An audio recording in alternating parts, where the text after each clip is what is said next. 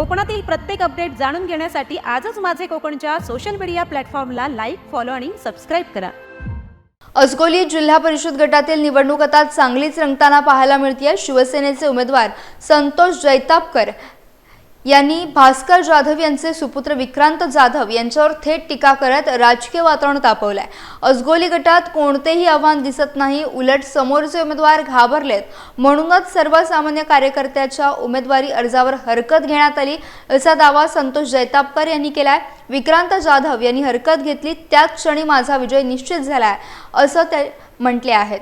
गुहागरची जनता सुज्ञ असून विरोधकांच्या भूलताफांना बळी पडणार नाही असा विश्वास देखील त्यांनी व्यक्त केला। जैतापकर यांच्या टीकेमुळे अजगोली जिल्हा परिषद गटातील राजकीय वातावरण आणखीन तापणार यात शंका नाहीये। माजी जिल्हा परिषद अध्यक्ष आणि विद्यमान आमदार भास्कर जाधव यांचे सुपुत्र, एवढं मोठं तगडं आव्हान आपल्या समोर आहे, कसं पाहता त्याकडे? तगडं आव्हान कसं म्हणावं लागलं मग ते मला घाबरलेत फार, कारण मी ज्यावेळेला निवडणुकीचा अर्ज भरला त्या निवडणुकीच्या अर्जावरती त्याने आक्षेप घेतला।